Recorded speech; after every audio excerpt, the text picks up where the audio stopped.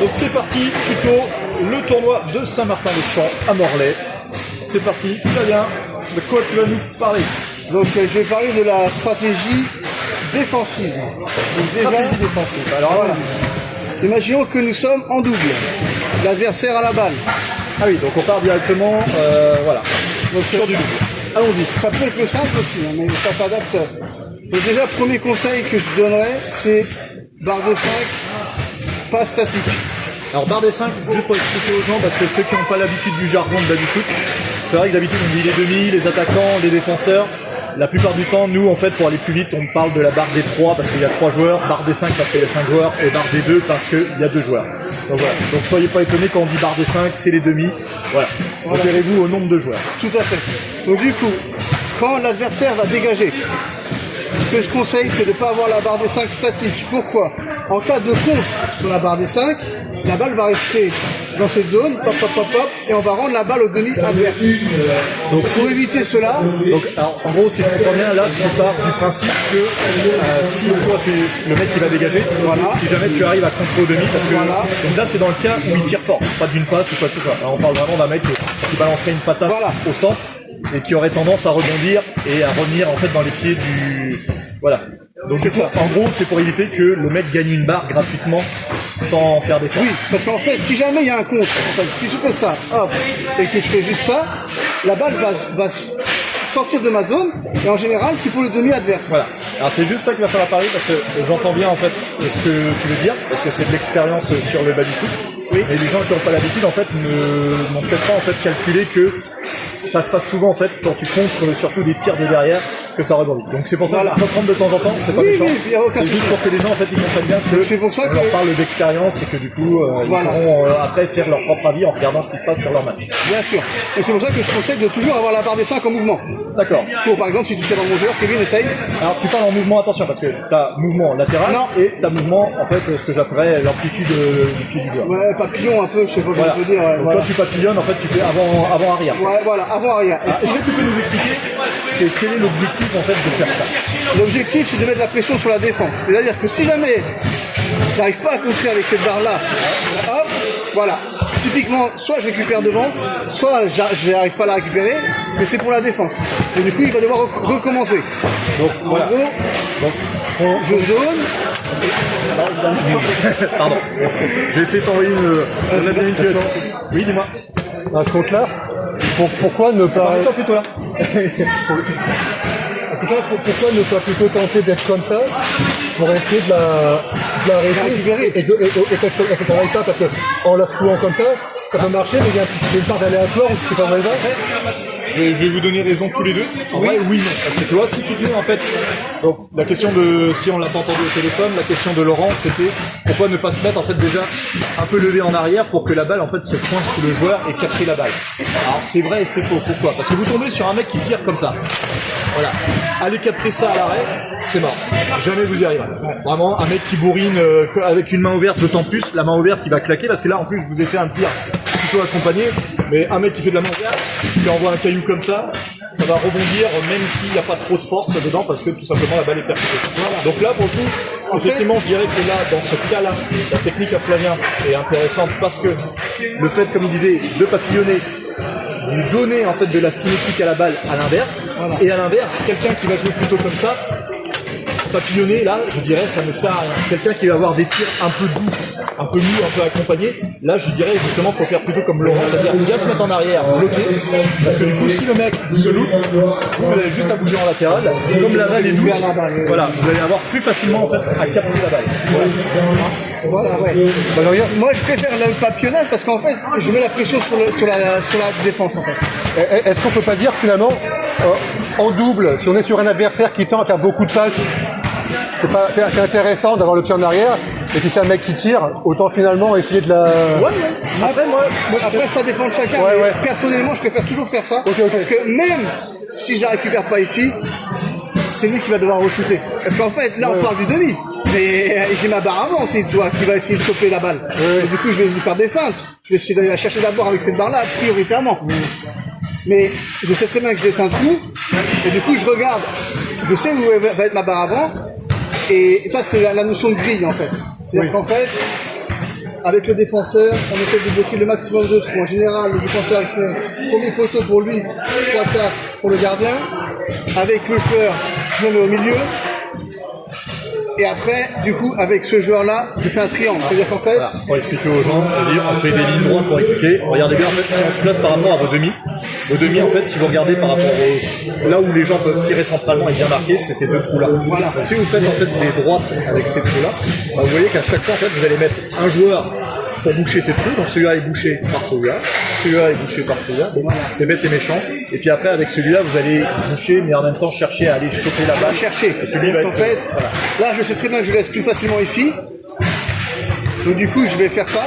Au moment où je sens qu'il va tirer, soit je vais coller pour lui réduire vraiment son envoi, ou au contraire, je peux me pousser ma barre. Et c'est la même chose. C'est la même chose. Donc, après, on peut varier un peu la position en demi. C'est-à-dire qu'en fait, en général, je fais un triangle avec ce joueur-là et celui-là. C'est un isocèle. C'est-à-dire qu'en fait, mon joueur, il est au milieu de ces deux joueurs-là. Voilà, en gros, je fais ça. Je peux faire ça. Je peux revenir resserrer un peu. Voilà, c'est à peu près le genre de choses que je fais en et donc, tu tiens pas ton défenseur. Là, on parlait on parlait en double. En double, on était en double, ok, pardon. Voilà. Ok. Alors juste, moi, je posais quand même une petite question. Du coup, comment tu fais pour arrêter les croisés avec ton garde là? Le saut à croiser. Alors par contre, chef.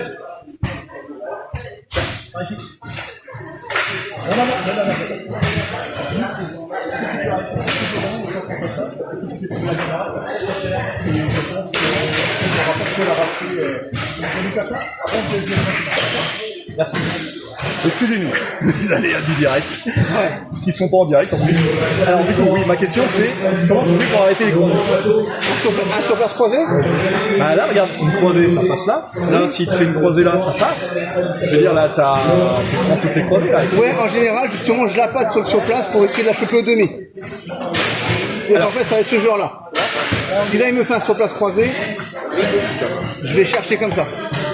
Alors, moi j'allais répondre autre chose, c'est est-ce que quand tu fais une grille, t'en as quelque chose à faire des croisés? J'allais parler... Parce que j'essayais de t'amener, parce qu'il y a des gens qui vont dire votre garde elle est bien les gars, mais les croisés elles passent. J'essayais de faire le gars qui va faire la grille. En fait, ça va, en proportion, elles vont être beaucoup plus rares. Oui, et plus difficile à faire. Bien sûr. C'est-à-dire que si tu demandes à un mec de mettre le deuxième poteau au premier poteau comme ça, bon là j'ai du bol, elle passe juste avant, mais le trou, voilà, le trou est tout petit. Ah, pardon. Elle l'a pas le liège. Mais du coup, voilà. En gros, comme le trou est tout petit, ça va être plus dur. Si je vous la refais, jamais je suis capable de la refaire du premier coup. Enfin, si je me concentre peut-être, mais quelqu'un qui est en tournoi, qui est en match, qui est en train de trembler de partout parce qu'il est pas sûr de ses coups, bah forcément. Par exemple, là, voilà, je t'ai appâté. Ouais, c'est bon. Je t'ai appâté. Typiquement, hop, je vais refermer. Au moment où je pense que tu vas tirer, vas-y, refais un dégagement. On va essayer de refaire un dégagement, Kevin. Ah, pas de soucis. Lève ta barre là. Vas-y, t'es prêt? Ouais, vas-y, hop. Ah bah. Bon, je fais la deuxième parce que je suis un connard. Non, mais c'est bien parce que là, du coup, tu vois, après, ce que je veux dire, sur la télé, j'aurais dû resserrer. Ce que je veux dire, c'est que après, bon, à un certain niveau, de toute façon, la grille, c'est limité. C'est-à-dire qu'arriver à un certain niveau, pour moi, ça n'a aucun sens. Mais par contre, quand vous commencez, c'est très très fort parce qu'en fait, le but de ça, c'est de laisser vraiment les tirs les plus difficiles à faire. Et quels sont les tirs les plus difficiles? Ça va être les croisés, forcément. Les tirer droit, c'est-à-dire, quand vous demandez si on virait son joueur là et ce joueur-là, vous demandez d'allonger et tirer droit, c'est très simple. La plupart des joueurs vont même avoir plus de facilité à faire ça. Et je dirais aussi, certains arrivent à bien décroiser, mais ça va souvent en fait centre du but, voire premier poteau, c'est rare qu'ils vous font du deuxième poteau sur des coins. Donc du coup, c'est pour ça qu'en fait vous faites une grille. Une grille, c'est vraiment fait pour voir si en fait le joueur arrive à aller chercher des tirs difficiles comme des croisés sur place qui vont faire aller au deuxième poteau. Voilà, des choses comme ça qui sont plus compliquées que de tirer tout droit en se déplaçant. Donc voilà. Typiquement, ma défense, c'est à peu près ça. Là, je vais zoner là, je sais que je laisse là. Après, je reviens ici. Je peux pousser un petit peu, revenir. Sachant que je bouge pas trop cette barre là quand même. Je préfère laisser un trou ici et là être sûr de mon demi, c'est-à-dire qu'en fait ça demande, comme tu dis, quelque chose de très précis. Ouais. Donc voilà. Ça c'est pour la. Donc ça c'est pour la défense sur les relances de la barre B2. Ouais. Alors maintenant tu voulais parler aussi parce qu'on a eu un commentaire de quelqu'un qui voulait qu'on parle de la défense des demi. Voilà. Alors allons-y, la défense des demi. Je suis au demi. Dis-moi. Alors, on reste sur une config double. Peu importe. Demi on s'en fiche parce que ça change rien. Ça change pas vraiment. Ouais, ça change pas. À la vision un peu, mais Oui, mais c'est juste que tu auras quelqu'un pour tenir les deux barres derrière. Voilà. Les tirs de demi seront plus compliqués. Et en vrai, en simple, c'est le plus difficile à faire à gauler les tirs de demi. Donc c'est autant plus intéressant d'en parler en simple. D'accord. Puisqu'en double, j'ai envie de te dire, c'est la même chose avec quelqu'un qui est tout le temps aux aguets. Donc déjà, quand l'adversaire à la barre au demi, je mets mon goal à fond, j'en tire un petit peu, au cas où il fait une croisée, j'en tire un petit peu le goal. Je vais mettre mon défenseur plus ou moins à fond, et là en position arrière, comme disait Laurent, pour pouvoir récupérer ça. Tu me dis, tu niques les croisés par là. Ok. Pourquoi t'as les croisés par là? Ah oui, ça fait, je parle d'un jeu typique, un classique où... Académique. Pardon? Académique, on va dire. Voilà. Un demi académique où l'adversaire va jouer dans cette zone-là. Il va faire un tic-tac. Hop, il va jouer là. Voilà. Et là, du coup... Donc ça, on l'a expliqué dans d'autres tutos, mais petit rappel vite fait parce que ceux qui arrivent prennent le train en route. En gros, quand vous faites des demi, vous faites toujours les demi proches de vous.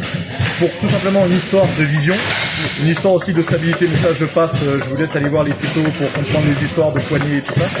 Et du coup, souvent en fait, vous allez jouer là parce que la personne a une moins bonne vision de vous avec la perspective que vous qui voyez vraiment au-dessus, droit, ce qui se passe.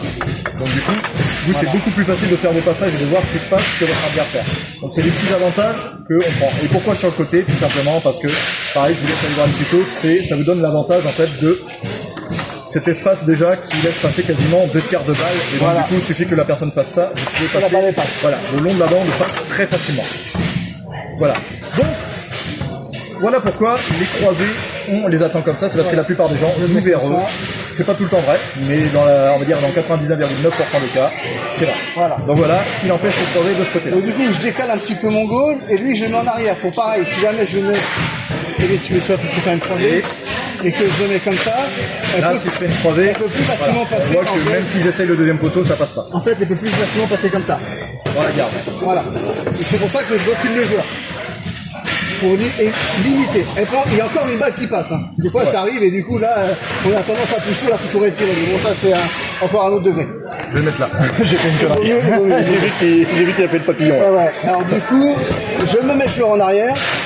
Voilà. Et alors là, j'ai plusieurs possibilités pour défendre. Ah vas-y, on va faire les différents jeux. Pour quelqu'un qui va jouer, on va dire, très académique, qui n'accélère pas, qui joue tout sur son camouflage, c'est-à-dire qu'il va jouer sur le long de la bande, comme ça, sans accélérer, et sur la même position, la croisée. Voilà. Qu'est-ce que tu fais contre quelqu'un qui Tu vois, va... il passe. Oui, oui. Bah, je suis Après, comme ça. l'accident est... Ça peut arriver. Voilà, il n'y a pas de défense parfaite. Non, non, il n'y a aucune défense parfaite. Alors vas-y, donc du coup, qu'est-ce que tu fais pour défendre justement contre un mec qui joue comme ça?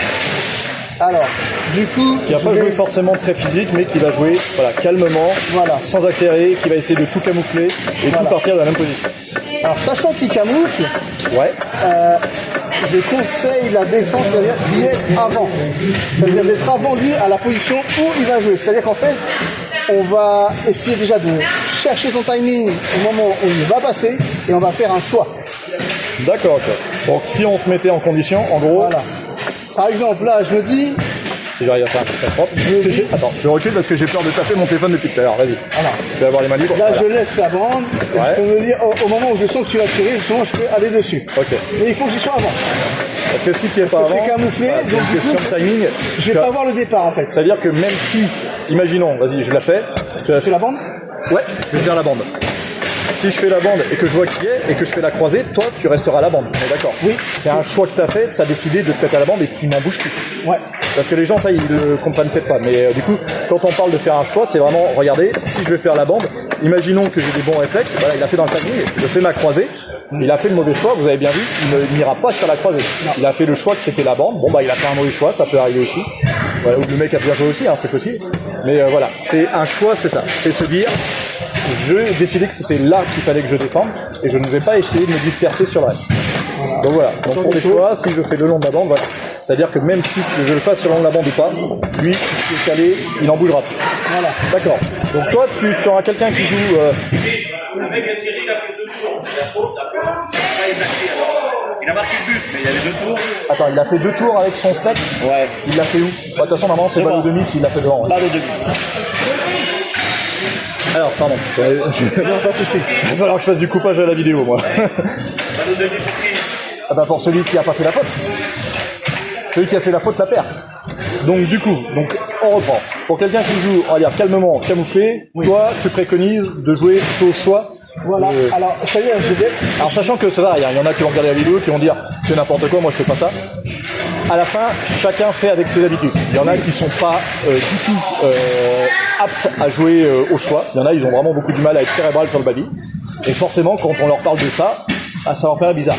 Donc, pour les gens qui regardent, sûrement, il y a toujours des gens qui sont pas d'accord. Sachez un truc, c'est qu'il n'y a pas de vérité vraie. Là, ce qu'on vous donne, en fait, c'est des armes, c'est des outils que vous utilisez et que vous n'êtes pas obligé d'utiliser. Demain, je vous file un tournevis, vous n'êtes pas obligé de l'utiliser pour faire tuer les satans, vous utiliserez des marteaux et autres choses. Voilà. Donc du coup, moi ce que je conseille pour ce genre de choses, c'est déjà essayer de capter le timing de l'adversaire. Pas facile à faire, mais quand on sent qu'il va tirer, un petit peu avant, hop, je verrouille. Et en fait, je vais appâter. C'est-à-dire qu'en fait, c'est un choix, mais j'appâte. C'est-à-dire que là, en fait, je ne vole pas la croisée, mais je vais coller le doigt. Ok. Ok. Vas-y, alors vas-y. Donc du coup, c'est vraiment... Voilà. Hop, là, vas-y, on va essayer de coller en réel. Voilà. Exactement, c'est ça. Donc toi, en fait, c'est vraiment, c'est pas que faire un choix ici placé, c'est aussi amener. C'est-à-dire faire croire que c'est là que je dois la faire pour t'y mettre juste avant. Voilà. Ok. Alors, est-ce que tu peux expliquer plus clairement en fait comment tu as fait pour que j'amène? Parce que tu vois là je suis là. Qu'est-ce qui donne envie d'aller sur le long de la bande? Qu'est-ce que tu fais pour En fait justement je lui écarte. Là je suis sur la position de la croisée. Donc du coup tu laisses réellement, parce que là on voit t'es quasiment il reste pas grand chose pour aller au bout de la barre. Voilà. Donc tu laisses vraiment grand ouvert pour que ça me donne l'envie en fait d'aller dans le trou de façon. Ou alors un peu plus manière plus subtile. Je peux laisser un petit peu, essayer de bâcher la croisée, puis au final je vais plonger quand tu vas le faire. Ok, tu te donnes l'impression d'être prêt à partir de l'autre côté. Voilà, que justement, hop, et puis en fait c'est là. Ok, d'accord. Donc voilà. Donc ça c'est pareil, c'est des petites astuces, ne pas hésiter à faire croire à votre adversaire que vous allez faire un truc pour aller dessus à la fin. Voilà. Donc ça c'est quand on n'a pas de notion de ce que va faire l'adversaire au demi. Parce que plus la partie va avancer, plus on va détecter là où il a plus ou moins de facilité. Ouais. Donc après justement, il faut peut-être lui faire croire que je vais plonger, puis en final non, je dis pas, je reste ici. Ok. Alors du coup, la question c'est, on a fait la garde, on va faire des gardes simples, on va pas faire dans le détail parce qu'il y a 20 000 façons de garder. Pour quelqu'un qui jouerait plutôt qui jouerait sur des injections ou pareil, qui jouerait des rebonds au bois pour faire les croisés, le fameux slingshot. Donc pour quelqu'un qui joue comme ça, comment tu garderais toi? Quelqu'un qui va plutôt t'avoir à la vitesse et au speed d'un coup. Eh ben c'est pareil, il faut y être un petit peu avant. Donc du coup, j'aurais tendance à donner plus facilement la bande. Parce que le passage est plus facile à faire. Ouais, ça je suis d'accord. C'est vrai que quelqu'un qui vous fait en fait... Trop rapide, je ferai un truc comme ça. Après, le mec peut alterner. Je lui laisse la bande, mais elle est vraiment très, très dure à faire du coup là, parce qu'elle est sur une position 1-2, 1-2, 1-2. Voilà. Et du coup, après, quand je sens qu'il va faire le rebond, comme je suis déjà en mouvement, hop, je vais bâcher. D'accord. Et ça je suis d'accord. Effectivement, les gens qui jouent rapide, c'est beaucoup plus dur de balancer des croisés très rapidement que de balancer les longs de la bande. Le long de la bande, c'est plus facile. Voilà. Parce qu'en fait, vous laissez la balle vraiment s'écraser contre le bois. C'est vraiment hop, si j'arrive à avoir ma balle. En gros, vous allez envoyer votre balle et c'est une fois qu'elle arrive au bois que vous allez l'accompagner. Donc il n'y a pas grand chose à faire, c'est très facile. Vous servez vraiment du bois comme une règle. Alors qu'à l'inverse, quand vous allez faire la croisée très rapidement le long de la bande, en fait, vous allez l'envoyer rebondir. Après, vous allez la brosser pour la récupérer. Donc ça, c'est déjà plus utile parce que lentement, ça donne ça. Attends, laisse-moi passer pour que les gens y voient. C'est bien, tu défends bien. Oui, je suis en condition. Donc vas-y, tu me laisses la croiser. En gros, vous allez envoyer la balle et rebrosser derrière. Mais ça, lentement, c'est facile. Parce que quand vous allez vite, après, quand il faut mettre la vitesse un peu supérieure, hop là, si j'arrive à faire mon petit plaque correctement. On veut nous excuser, on est sur un D60. C'est un peu nouveau là le tuto. Hop, ouais, voilà. Vous voyez que déjà, dès qu'on commence à augmenter de vitesse, c'est déjà moins simple. Sachant que aussi, on peut se servir de cette barre-là pour, là, dans l'optique où on va essayer de capter la balle au demi. C'est-à-dire là, je me mets comme ça pour la récupérer, ou là, je me mets sur la croisée pour qu'elle dégage et essayer de la récupérer soit devant ou sur la relance comme on a fait tout à l'heure. Mais ce qu'il faut prendre en compte, ça c'est plutôt, je dirais en double, mais ensemble ça marche aussi, c'est de gêner l'adversaire. Parce que l'adversaire, il peut passer, mais pas récupérer devant. Donc la balle est pour la défense. Ouais. Donc il faut pas se focaliser sur l'arrêt, le blocage de la balle à la barre des 5. C'est ce que j'allais dire. C'est-à-dire que ça, c'est une phase que souvent les gens ils oublient parce que les gens, en fait, comme j'allais dire, tu vois, t'es là, tu fais quoi, et t'y vas. Donc du coup, on pourrait croire que tu vois, pendant tout le temps que le mec il fait du tic-tac, bah toi t'es là, t'attends, et en fait t'y vas à un moment.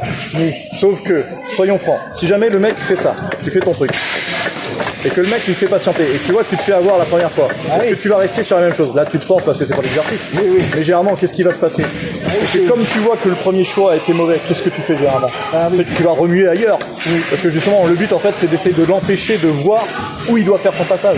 C'est pas grave si on la touche pas, on sait très bien que tu vois le plan A est foutu, enfin le plan A s'est fait un peu détecter, donc c'est mal barré. Voilà. Donc du coup, qu'est-ce que tu fais? Tu vas essayer de l'emmener avec toi jusqu'au fond du trou. Voilà, tu vas essayer de l'empêcher de voir et le forcer à s'exécuter rapidement et au bon endroit. Ce qui est pas évident quand vous avez quelqu'un qui bouge vraiment très bien, de façon aléatoire, vraiment en zonant. Donc le mec là, il a vraiment pas de choix. C'est-à-dire que même moi, si il fait ça, même si je veux faire une croisée, voilà. Vous voyez que même si je la fais vite, si c'est pas fait au bon moment, c'est bâché. C'est pour ça qu'en fait sur la croisée, je lui donne une impulsion pour qu'elle dégage. Et des fois, elle reste sur ma barre comme là il vient de se passer, ou sinon elle va là et puis après, du coup, je passe devant. Le papillonnage. Voilà, hop, sur la croisée, oui. Voilà. Et sur la bande, j'ai plutôt tendance à être en position arrière, comme disait Laurent. Du coup, là, hop, voilà. Et là, je la facile de la capter. Ok. Voilà. Alors, est-ce qu'il n'y a pas une autre question, enfin il y a une autre, là on va faire un petit aparté pour cette histoire de pied en avant, pied en arrière. Oui. Est-ce qu'il n'y a pas une autre raison aussi, le fait que tu fasses ça pied en avant? Bah là, je suis plus facilement sur la croisée, malgré que l'espace de ma barre est réduit. C'est ça, c'est ce que je voulais t'entendre dire, c'est en fait une question d'angle. Voilà. On vous explique. Que font les gens? Les gens en fait tirent tous de là, on va dire les gens qui jouent en compétition. Ils tirent de là, ils vous mettent la croisée ici, qui généralement passe là. Alors en vrai elle passe là pour les pros, parce que justement si vous mettez le pied là, elle passe plus si vous la faites là. Donc généralement les pros ils s'entraînent à la faire passer derrière le joueur. Voilà, c'est à peu près là, à deux tiers de l'espace entre les deux joueurs. Moi c'est comme ça que je le vois. Voilà. Donc voilà, ils vont vous faire la croisée ici, et quand vous allez essayer de chercher la croisée, parce que là vous ne pouvez pas, vous êtes bloqué. Voilà. Quand vous allez la chercher avec lui, ils vous font le long de la bande, c'est-à-dire de là à là, et ils vont la chercher avec celui-là. Donc du coup qu'est-ce qui se passe? C'est que en fait, est-ce que vous avez besoin quand il tire là d'aller là? Oui. Est-ce que quand il fait sa croisée et qu'il va là, vous avez vraiment besoin de faire de là jusqu'à là, qui demande quand même un sacré espace? Bah non. Pourquoi? Parce qu'en fait, comme vous utilisez un angle, on va faire ce qu'on appelle casser les angles. Regardez bien.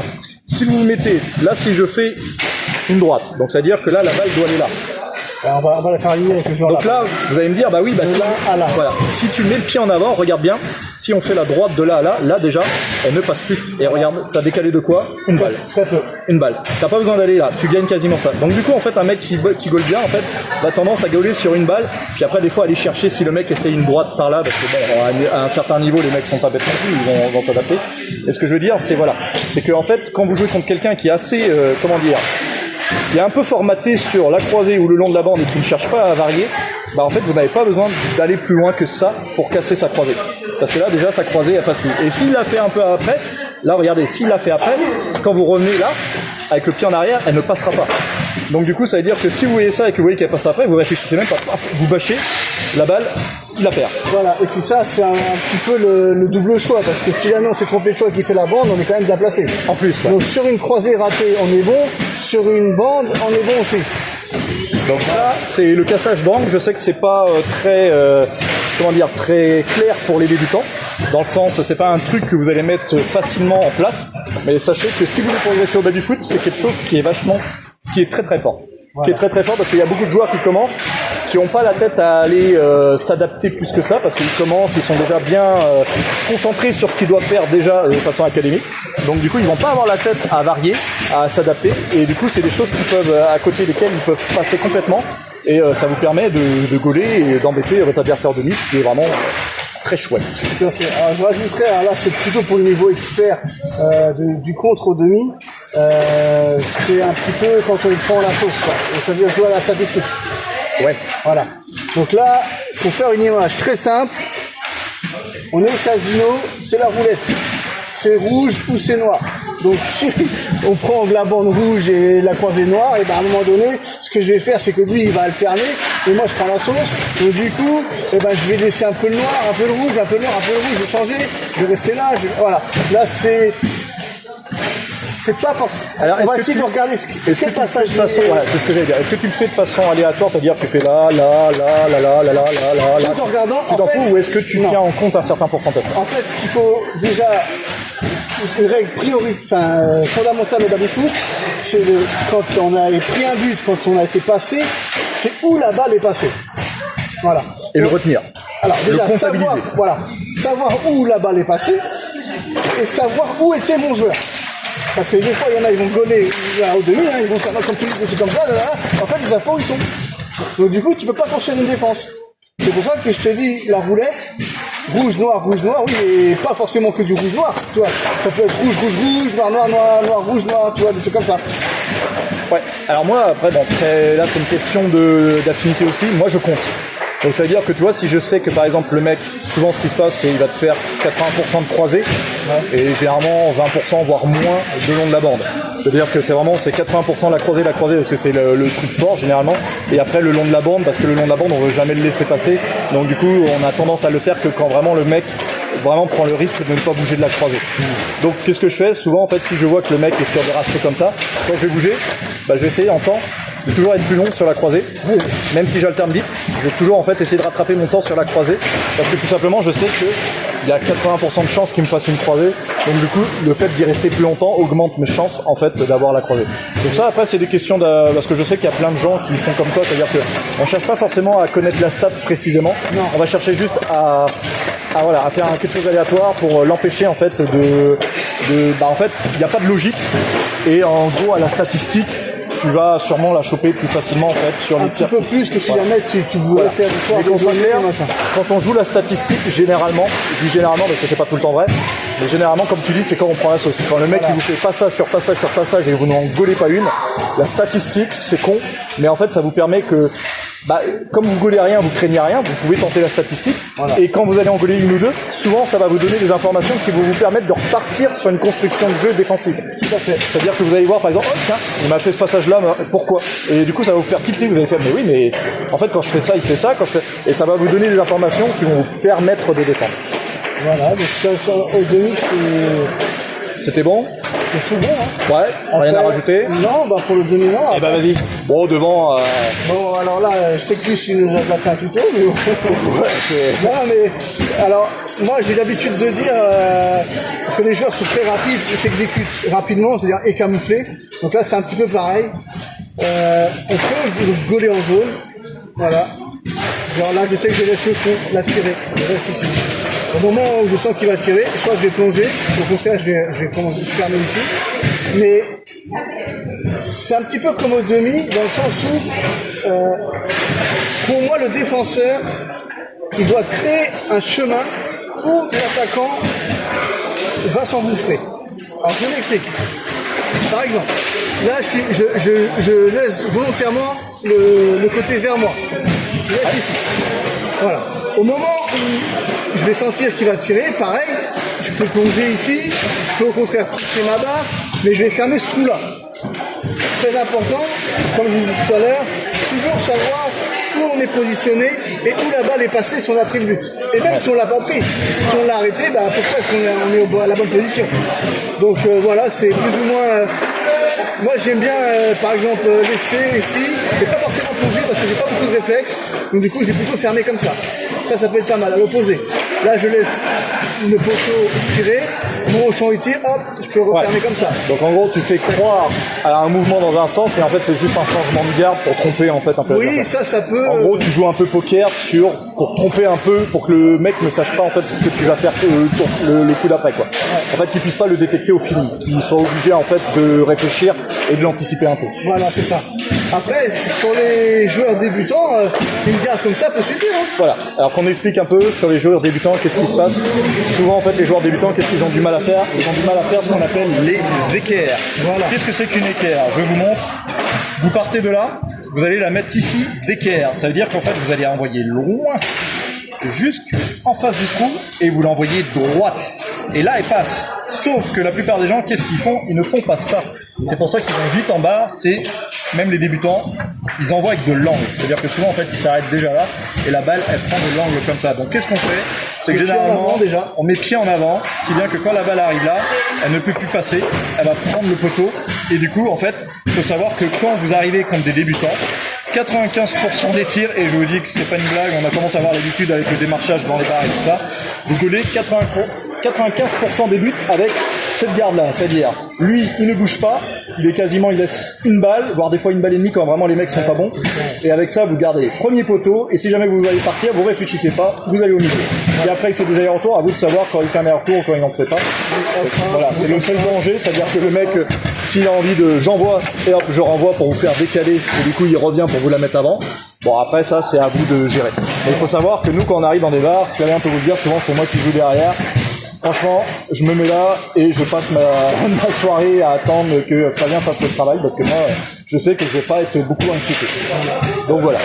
Donc ça, c'est pour les débutants. Pour les pros, Pareil dans l'autre sens. Hein. ouais, Si si jamais le mec est pousseur, voilà. Si c'est un pousseur, on va Ça faire comme marche pareil. Et après, soyons francs, à niveau pro ou même contre quelqu'un qui sait jouer, ça va se jouer beaucoup sur des positions, comme disait Flavien, le poker, faire croire, essayer d'empêcher de voir aussi le trou, par exemple, vas-y, montre Flavien. Toujours en restant sur du gaulage des 3 trous qui sont les plus importants, c'est-à-dire le centre, les 2 poteaux.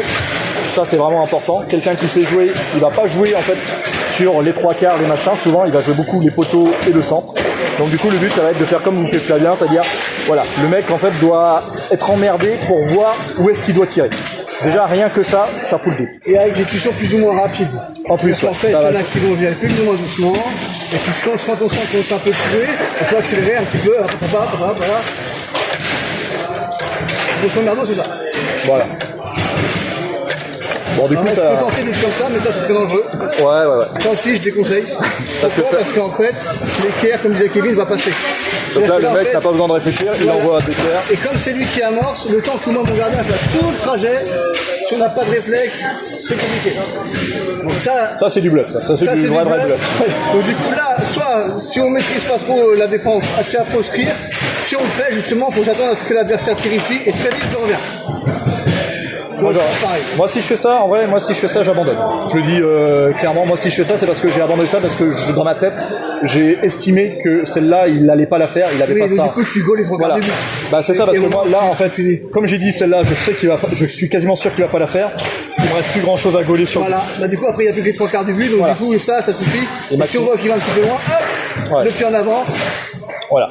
Et bon, après, soyons francs, comme on vous disait, on vous a donné juste des outils, parce qu'il y a énormément de façons de gauler, et de toute façon, il faut bien comprendre, là, on vous donne des outils pour vous adapter à certaines situations. Il y a tellement de situations que à chaque fois, en fait, il faut bien regarder ce que la personne fait et réfléchir à comment, en fait, on peut le contrer. Donc ça, comme je vous disais, ne vous attendez pas à que ça marche contre tout le monde. Là, on vous a juste donné des cas très bateaux. Laurent va sans avoir les oreilles qui sifflent. Mais du coup, voilà, c'est vraiment une entrée, on va dire, dans la défense. On va dire que les petites astuces qui sont à prendre, c'est-à-dire casser les angles, ça, gardez-le, ça marche très très bien.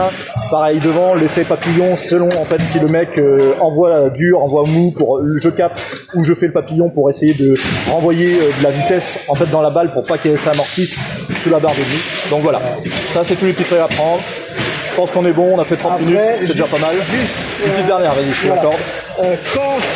Ce qui est important, moi ça m'arrivait souvent quand je commençais à défendre, j'arrivais à gauler, mais hop, la balle, qu'est-ce qu'il fait ? Elle fait ça. Donc deuxième chance pour l'attaquant.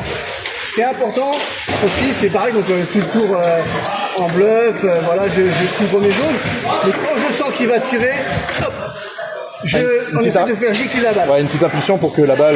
Faut pas qu'il reste sous sa barre avant. Ouais. Ou sinon, tout simplement, tu peux faire ça. C'est-à-dire que quand tu gaules, tu restes comme ça, et même quand elle arrive, tu ne bouges pas en fait ton machin. Parce que là, de toute façon, tu vas la renvoyer. C'est-à-dire que là, tu vois, la balle, t'as plus besoin de te concentrer, parce que comme vas-y, envoie-moi la balle, parce que c'est plus facile main droite.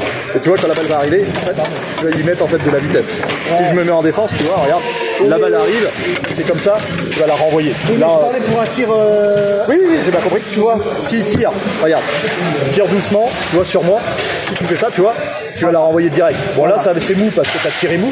Mais si tu me tires fort dans le joueur, un mec qui fait ça, sans réfléchir, tu vas avoir tendance... Elle reste dans ta zone, ouais. Soit elle va rester dans ma zone, soit souvent, en fait, elle va rebondir et tu peux la récupérer sur la barre. Parce que c'est dommage d'avoir fait le travail, comme on dit, et puis au final, hop, il y a une chance qui se présente pour l'attaquant. Et comme c'est pareil, quand vous cassez les angles, ça marche pareil. Vous pouvez faire les snakers, par exemple, c'est très bien de casser les angles parce que souvent, ça a tendance à sauter par-dessus le joueur. et ça fait sortir la balle, donc du coup, c'est vous récupérez la récup. Voilà. Ça, il y a des petites astuces comme ça, mais ça, C'est tout, hein. on va pas faire tout le tour parce qu'il y en a beaucoup trop. Bon, en tout cas, mais Flavien, merci pour le tuto. Un plaisir, comme d'hab. Allez, hop.